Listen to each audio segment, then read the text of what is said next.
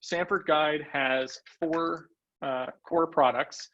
You may be familiar with some of them, you may not be familiar with some of them. But the first product that I think most folks who are familiar with Sanford Guide are familiar with is, of course, the Sanford Guide Pocket Book, the little tiny print that requires a magnifying glass to read. I'm pleased to say we do also offer larger print versions of those today that we didn't used to have. But of course, it is definitely, I think it will soon be in the past. What we're really focusing our efforts on these days is our digital products. Of course, we do still produce the books every year. They're updated every year by our 9-member editorial board. But in addition to that, we also have digital products that are managed by the same editorial board, and they go into the site every day and make changes.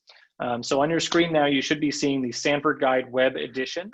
I'm going to go ahead and stop sharing my video so we can all look at the screen here.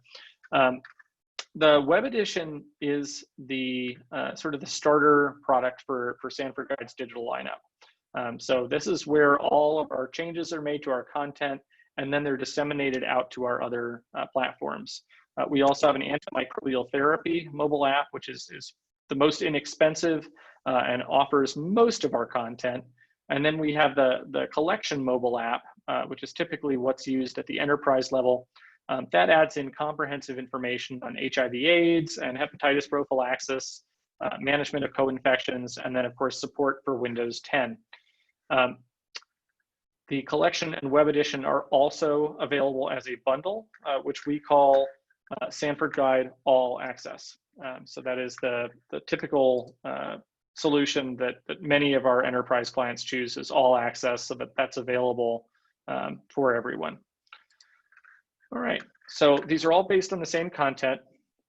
Right now we have digital editions, again, for web, iOS, Android, and Windows 10. I'm going to start out with a couple differences between the digital editions and then the books you might be familiar with.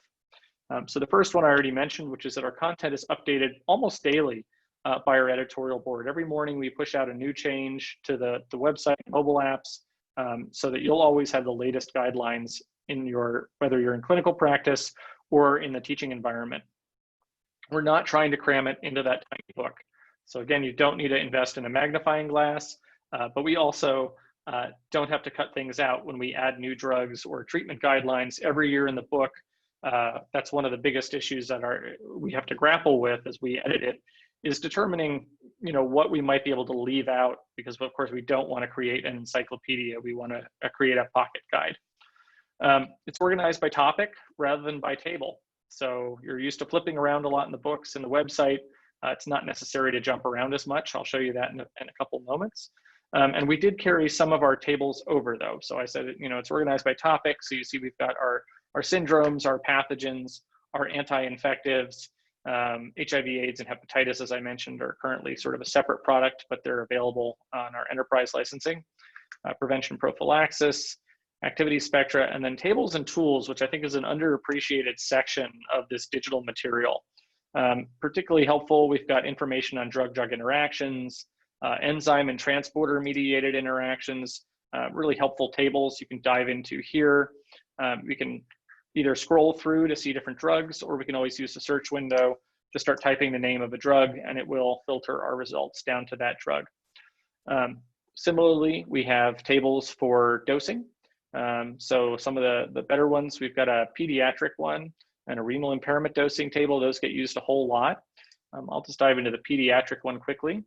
So again, we've got our drugs along the left, and we can search using the search tool, or we can scroll. All of these drugs are, of course, linked to those drug pages. So all people need to do is click on those links. It'll take them to the page. And similarly, within the drug, pathogen, and syndrome pages, there are, of course, links that connect everything.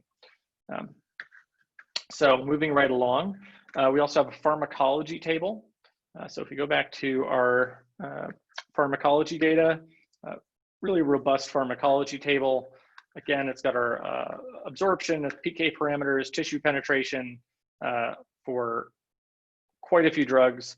We can click on any of these spots where it says view, and it will give us the expanded information.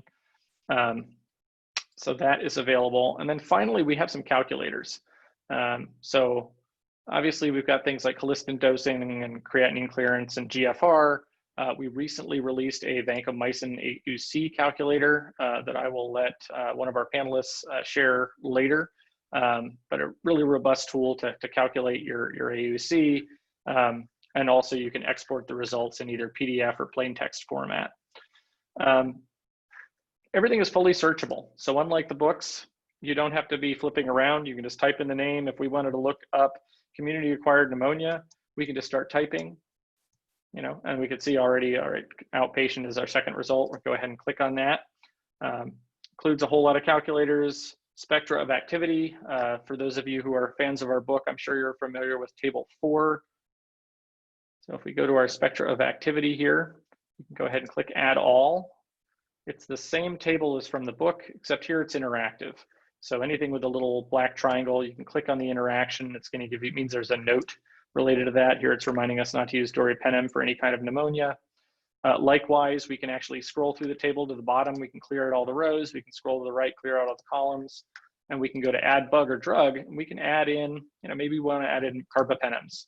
Maybe we want to add in oral cephalosporins. Maybe we want to add in, from the pathogen list, certain groups of pathogens. So we can just go ahead and do those, and the website or the app will remember what you were looking at the last time you used it. So you can even remove some of these if you want to and filter it down, so you can develop your own custom filter.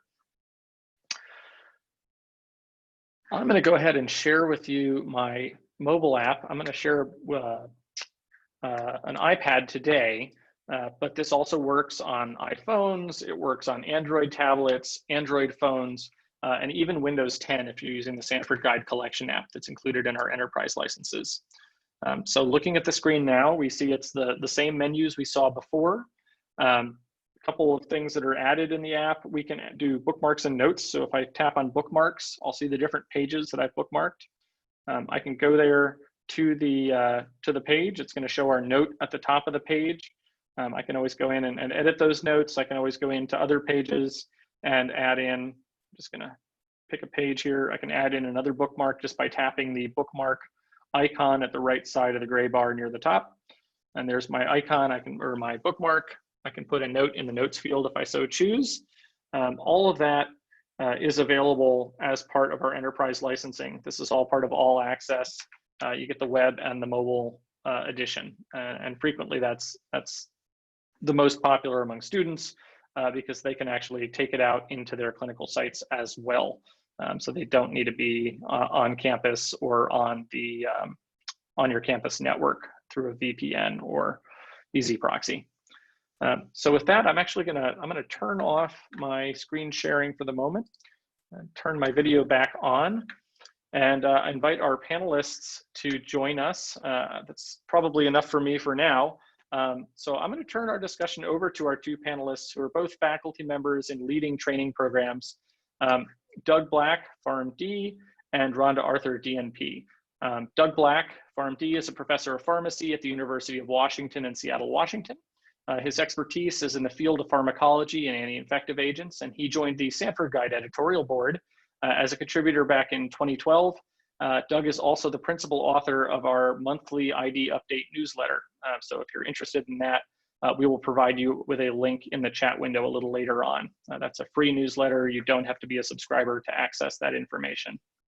Rhonda Arthur DNP has worked in rural primary care and is currently serving in rural and underserved community members through the New River Health District Health Department in Virginia, fellow Virginian. Dr. Arthur has been teaching at Frontier Nursing University for more than 14 years. And she's worked extensively with clinical students and preceptors and currently teaches pharmacology to future APRNs. Welcome, Drs. Black and Arthur. Thanks, Scott. Thank you. Rhonda, you want to start us off? So, yeah, I'd be glad to. So I teach at Frontier Nursing University, which is one of the longest running nurse midwifery programs in the United States. And we teach nurses who want to become family practice nurse practitioners, nurse midwives, and now psych mental health nurse practitioners. So I get the students pretty early in their career. I get them about their third term in before they've had their management courses or been out to clinical. And I have about 200 students a term, and I teach the whole entire pharmacology course and with some partners.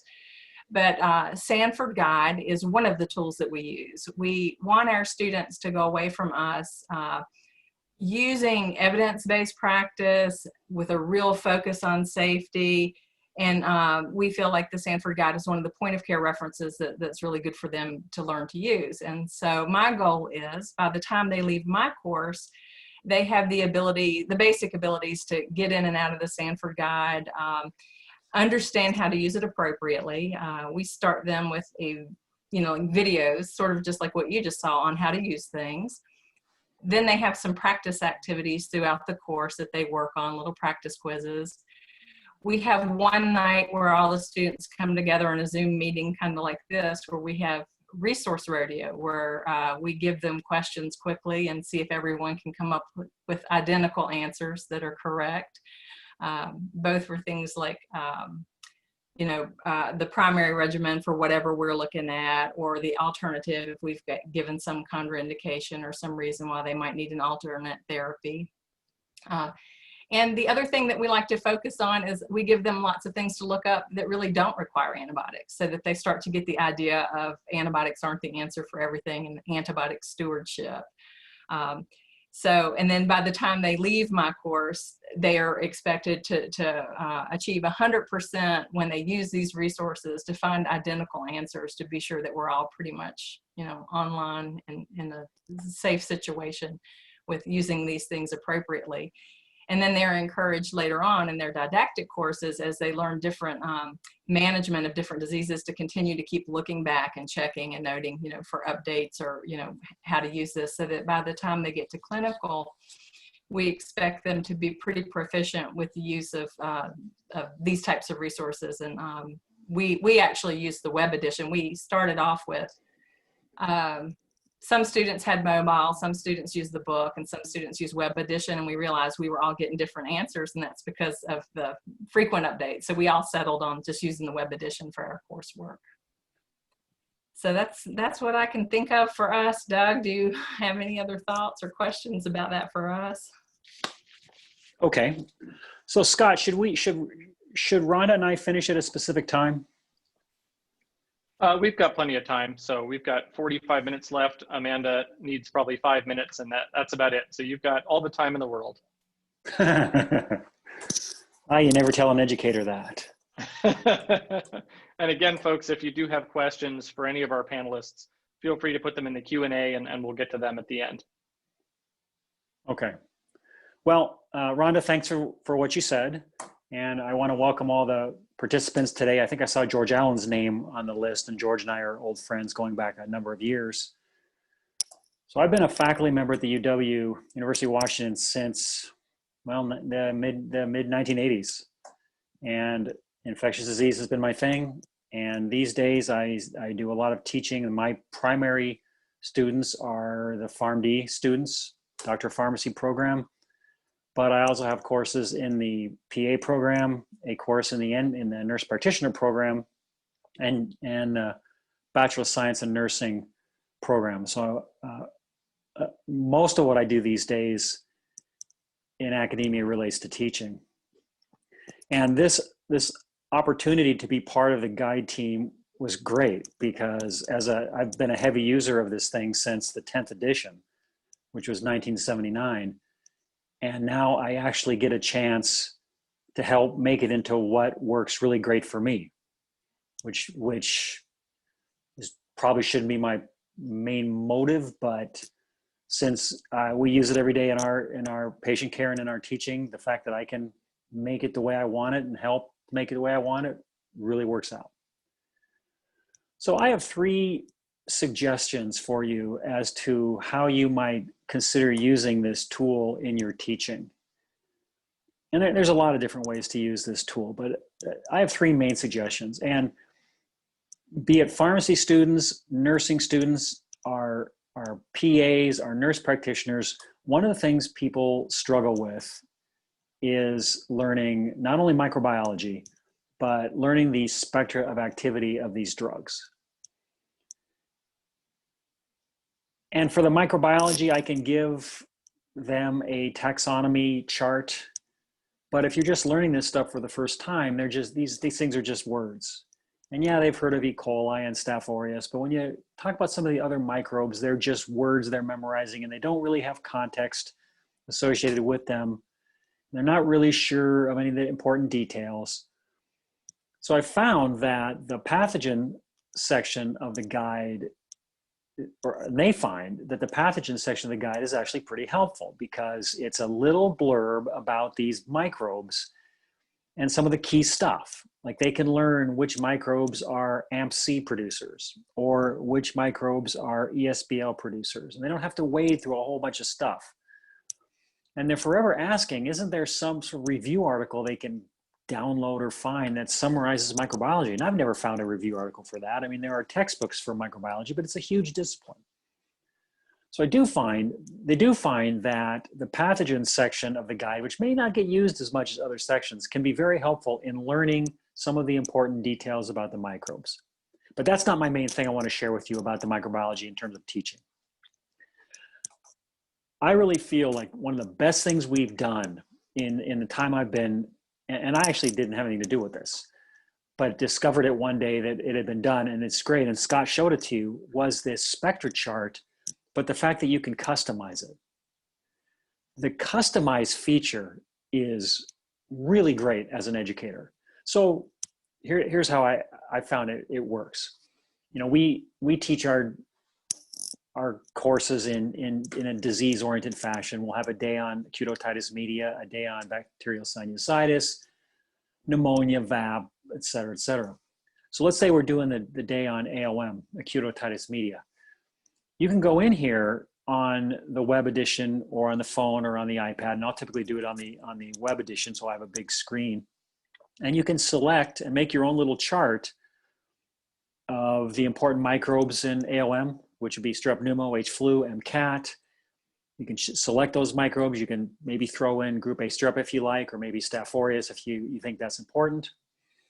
And then you can select the drugs that are of relevance in AOM. So you can select amoxicillin and cefdinir or ceftriaxone, azithromycin, clindamycin, whatever, and make a little chart. And then you can take a screenshot of that chart and make a slide out of it. So then when you're discussing the topic, you can put a very specific activity chart right in front of the students, and they can. And you do that with every disease. And so then the next day we'll do sinusitis, there'll be another chart. And I just think like that visual of being able to make making your own chart and then making a quick slide of it and then showing it to the students in full color just really helps them to start seeing some of the commonalities between drugs and the things that work well for the same microbes over and over again. So that's one I wanted to share with you. And I want to add to that, one of the other side benefits of being involved as an editor, as I mentioned, is the ability to have input. And one of the things I wish our Spectra chart did, and Scott, tell me if it does do this, because I don't know that it does. I would love the ability to save a combination of microbes and drugs. I mean, I've noticed that it remembers it from the time I used it before, but I would love to have put all my AOM choices in there and save that. And then when I come back to it next year, I can tweak it, add drugs and all that. And yeah, you know, I have to re-enter it and I'm just complaining and being a baby, but that would be a lovely improvement. Coming in 2021. Coming, is it for sure? It's on the list, yes. It is, that is fabulous. Yep. Excellent. So if you haven't had a chance, and the students, by the way, have discovered this ability to make their own charts. So and maybe that's the ultimate benefit, is then they'll go home and they'll go, I don't really care about what Black showed. I care more about making my own chart because I'm struggling with the carbapenems. So I want to put meropenem, imipenem, ertapenem, doripenem on the same chart. And I just want to see the whole coverage of what it does. And, you know, that maybe is even better. So if you haven't had a chance to play with this and try this as a tool, I really suggest it. It's worked out very well for us here. Second thing I wanted to share with you, and it's a specific, is this idea of caring for patients in special populations. Maybe this is a specific pharm thing, but like our pharmacy students learn right away that they're not going to get very many questions from prescribers about dealing with cellulitis in healthy 40-year-old patients with good kidneys and good livers. They're just not going to get questions like that. They're going to get questions about that type of person who weighs 175 kilograms, or that kind of person who has renal impairment or liver impairment or something like that. And so this idea of where do I go to get information about special populations, and where do I go quickly? And the students do realize right away when they're working as interns in pharmacies that they don't have a lot of time to start digging around the primary literature for this. They got to get answers quickly. And what I found helps them is in part of my course, they get a series of online, and it's now online, they get a series of online assignments. And these assignments are designed to make them address some specific special population issue. So it'll be a patient who is 175 kilograms, who has to be dosed on ampicillin or some drug. And they have to figure out how to find out an answer for that. So there'll be a question about that. There'll be a question about somebody who's on ECMO and needs dose adjustment because they're on ECMO, or they have bad renal function, or they need intraperitoneal administration. I'm trying to teach them that one of the things, and I agree with Scott, one of the unappreciated sources of information in the guide are these tools and tables. And they're worked on constantly, and we reference them heavily, and they're a good place to go to get specific information about questions like this. And for a pharmacist who needs this quickly, it helps them a lot. So I would suggest that if you're trying to teach that as part of your education, then maybe get them to think that this, maybe this is not where you don't go to UpToDate for information on dosing and obesity. You go to us. You go to a treatment guide that has specific tables about this. And then what you can do when you're teaching it, if you've given a homework assignment, is you can take a screenshot and make a slide, and then everybody can see that. So I just find that is just a really useful way for them to start learning how to get information quickly. The subject of drug interactions, point 3, and then I'll pause, is I believe a pharmacist, I believe a pharmacist needs to know the reason behind a potential drug interaction. I mean, there are places you can go where you can plug in drugs and you can get interactions. We've all used these sites. But we also know that lots and lots of drug combinations are not studied. And just because they're not studied doesn't mean that interaction doesn't exist. And we also know that there's a lot of reported drug interactions in which whatever's observed is blamed on the drugs, where it might be something else.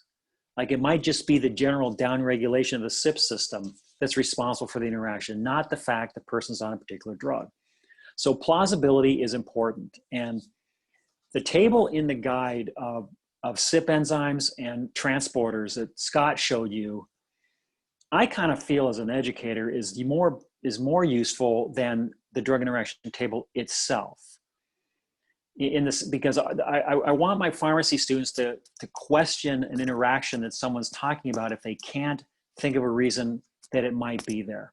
So if there isn't a CYP enzyme interaction, or there's no transporter in the kidney or the liver or the gut that might explain it, I want them to work. I want them to have a place to go for that, and that's this table you're seeing on the screen right here.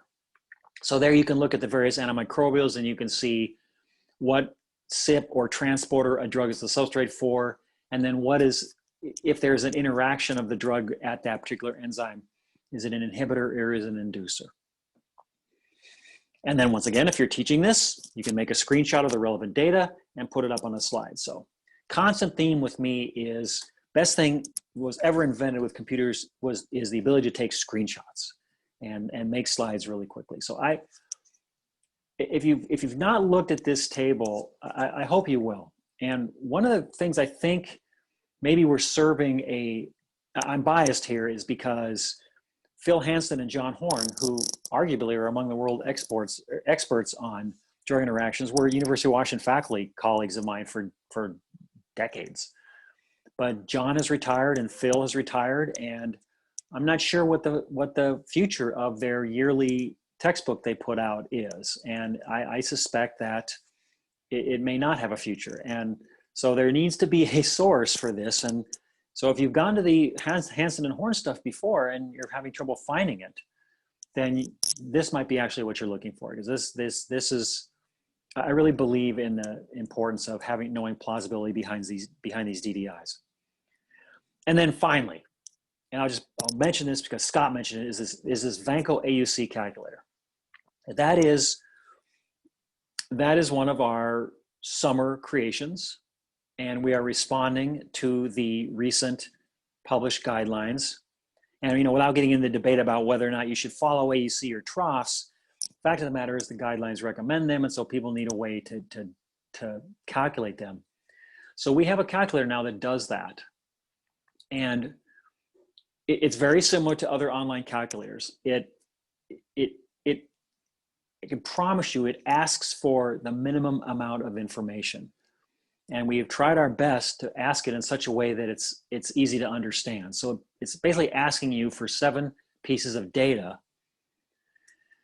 dose, the dosing interval, how long is the infusion, what's the measured peak and trough, and when were those peaks and troughs obtained. And then when you calculate it, when you hit the calculate button, you'll get a number.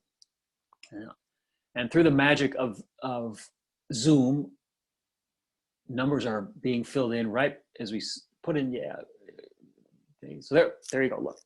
So it tells you the AUC, which we know should be somewhere between 400, 600. So Scott, change that measured Vanco trough. Oh, you see it down there. Okay. Yeah, so what the calculator does is it does all these calculations, and then if the AUC isn't within the range we want it to be, then you have an ability at the bottom to select your own dose, your own dosing interval, and then it will predict what the AUC would be if you use those numbers based upon the PK of the patient. Now, this is great, and you might be thinking, well, there's already calculators like this. There's ClinCalc and True, and there's others. But as an educator, I don't necessarily want my students to just fill out calculators and punch in numbers and not really have any idea where these numbers come from. So I want to add that associated with this AUC calculator is a page that has all the equations and a graphic as to what you're actually doing when you're calculating the AUC.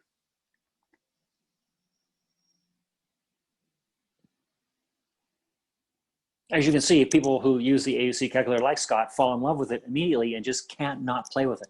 But there you go. There's the page I'm showing you. And I'm sharing this with you because you're educators.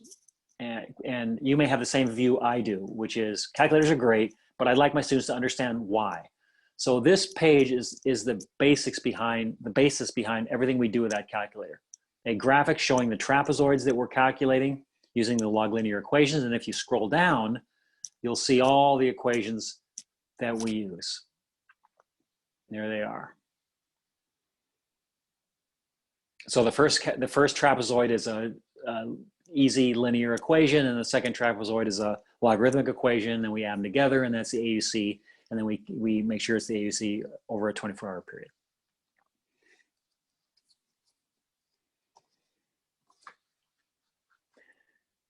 And by the way, last point I'll make about the guide is that I'm just really so happy that it's always been this way, is the emphasis on referencing.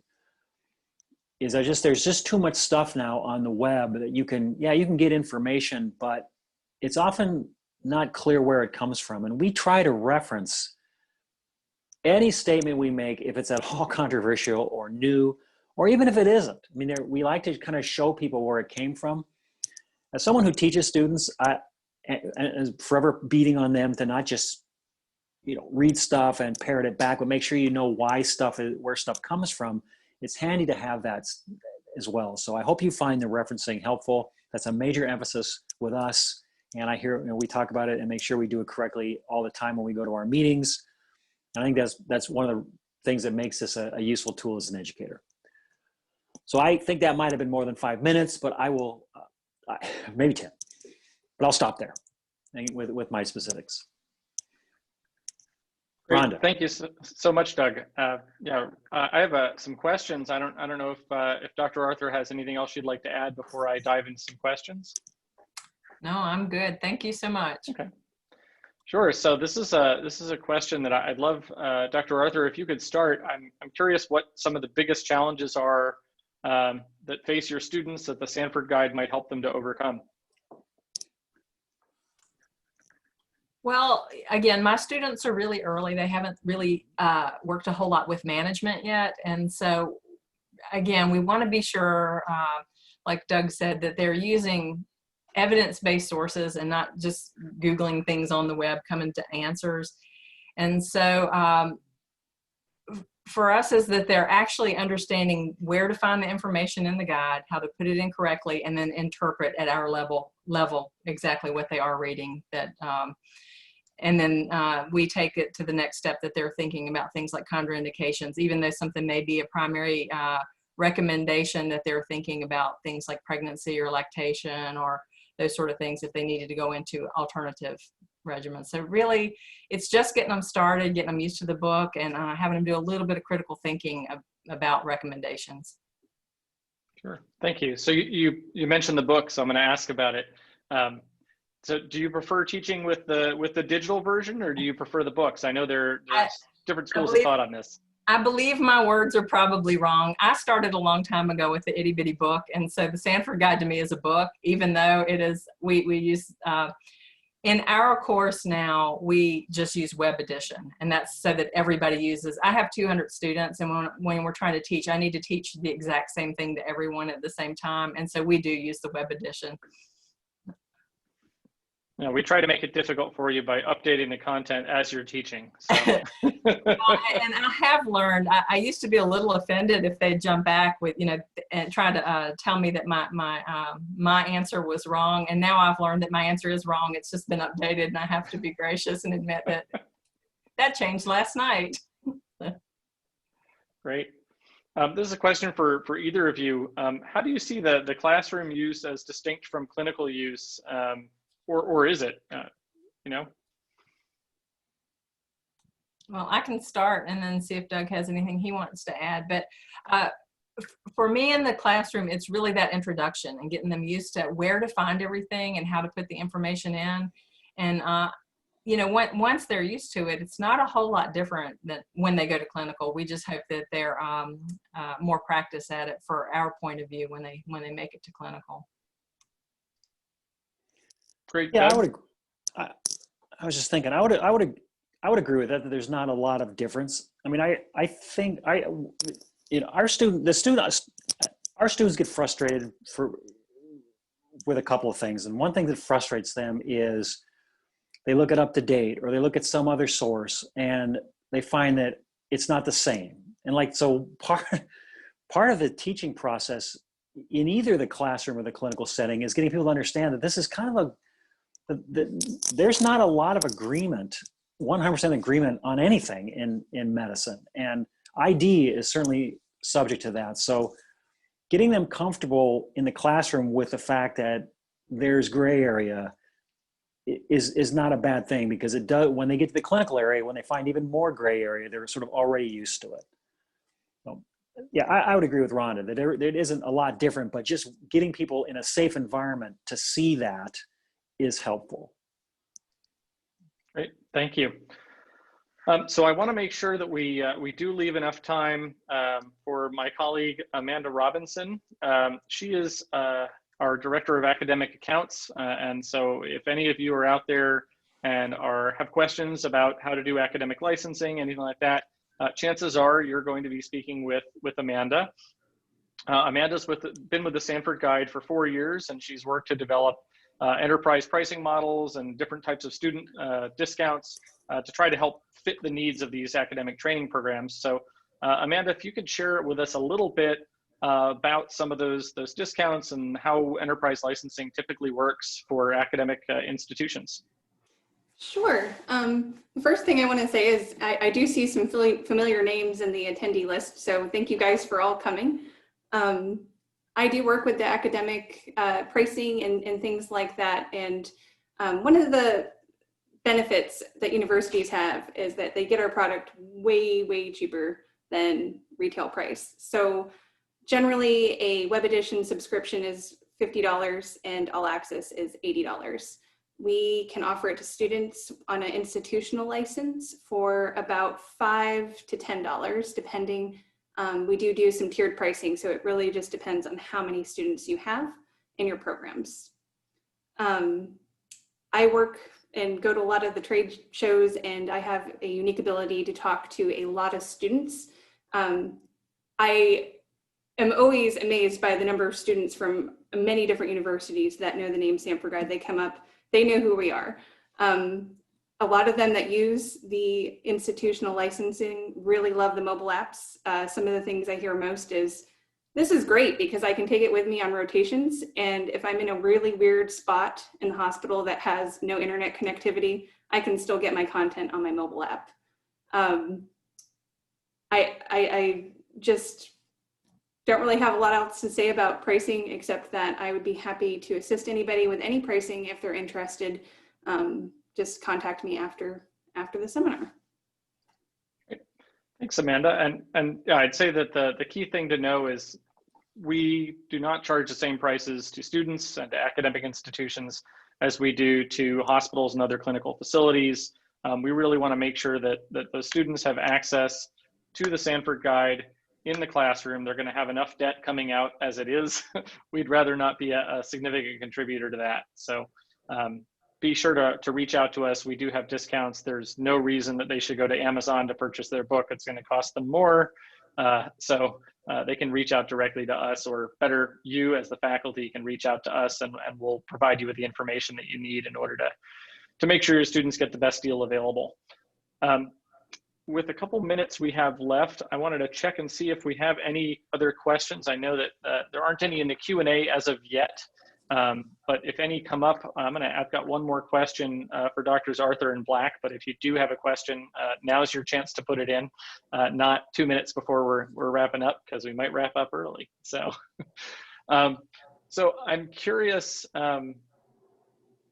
Doug, I'd love to ask you, do you teach still with the books, or do you use the app more? It sounds like you're using the web edition quite a bit, but how do you see the interface between those three products? Because obviously, in the clinical environment, we do have some younger folks who are using the books, and we have other folks who are still using or who prefer to use the app, and some who swear by the web. So, how do you see the interaction between those three? Well, you know, there was a time years ago where every year Merck would give me, and this was before I was involved with the guide, I would get from Merck, I would get a box of 200 print guides for free. And and they were our textbook in the classroom. And so I would give out 100 and some for free to every student. Every student would get one. And then the rest would go to the house staff at the hospital. But people, once at least with the pharmacy students, once the iPhone showed up, and once they found out about the updating, they have no interest in the books anymore. And I still have them. I get them and I suggest them, but the students say love they just love the fact that the thing is updated every day. And you know, and they're not of the age where vision is a big deal to them. So I mean, they could read the little book, and they did. You know, people do like being able to stuff the book in the white lab jacket, but you can do that with your iPhone now too. So we are exclusively digital, and because of the updating feature, and they really like that. Great. And I guess tying into that, I'm going to ask both of you this question, starting with you, Dr. Arthur. We've alluded to it a little bit, but how has the rate of change of guidelines for infectious diseases? Obviously, we had a whole lot of change for quite a while, and then it slowed down quite a bit. Things are picking back up again, fortunately or unfortunately. I'm curious, how has that affected the way that you develop the training for your nursing students? Well, maybe it's just me, but the students usually bring me the new information first. and so, if it's contradictory or different from what we are currently teaching, if I haven't heard about the update first, the students bring it, and we look at new information, and we have to update everything. And I think it's actually a really good life lesson for them to help them understand you can't just learn something today and memorize it forever and it's a fact. And that's more to the point of why they have to learn how to use references on their own and to check references and what that they're using, current evidence-based resources. So it's a busy practice when you teach pharmacology, because you think your course is up to date, you think you're all over it, and by the next morning something new has come out. And we have to learn to be humble and gracious with our students, and so proud of them that they found it first. That happens. Absolutely, and I'll say from the perspective of those of us who are not clinicians but are working on the staff at Sanford Guide, one of the things that always mortifies us at conferences is when people walk up to our booth and they whip out their Sanford Guide from their bag and it's a decade old, and that's when we tell them, all right, we'll help you out here. But yeah, it's always a challenge. A lot of folks don't, I think, realize how quickly things change. Dr. Black? Yes, and so to what you said and to what Rhonda said, what I would add as a teaching point about, so you're talking about when guidelines are updated by, I think students need to understand that just because guidelines get updated, like when they go to their internship sites tomorrow or the next day or 6 months from now, they may not see any differences. Like there's a lag between guidelines coming out from academicians and what actually filters down and trickles down to patient care. Depending on the venue, it can be months to years before people make changes. So like, it's a hard thing to teach people like that, okay, it's exciting now because there are new CAP guidelines now. And now we don't do this, we do that. And then they come back next week and say, well, I just had 3 prescriptions filled. And they were all the exact same thing they've always been. And so, how do you teach that? And so some things in the guide, there are people, as you know, editors who this really hits them hard because they're the ones coming up with the treatment recommendations. Fortunately for me, as one of the pharmacology people, that doesn't change. Like ampicillin hasn't changed all that much. I mean, we get a new drug, that's one thing, but what was the half-life of ampicillin 20 years ago is probably still the half-life now. So it doesn't hit me that much, but I do think the students need to learn this, that guidelines are great, but they're not going to necessarily mean anything's different. And experience matters still. Great. Well, I don't see any questions in our window for Q&A, but I do want to thank both of our panelists, Dr. Arthur and Dr. Black. Thank you so much for sharing your time and your expertise with us this afternoon. And Amanda, thank you for sharing the information about the academic licensing with us as well. And of course, to all of you who are here in attendance, thank you for your time. We do have a couple of additional sessions tomorrow. I hope you'll join us for those. There's sign-up information in that follow-up email, and also in the chat window, there should be a link in there you can use to sign up for those. And I urge you to please fill out the post-attendee survey. That'll really be helpful for us as we develop future sessions like this one, and hopefully can see you either on Zoom or, God willing, face-to-face. So thank you all so much, and I hope you have a wonderful rest of the day.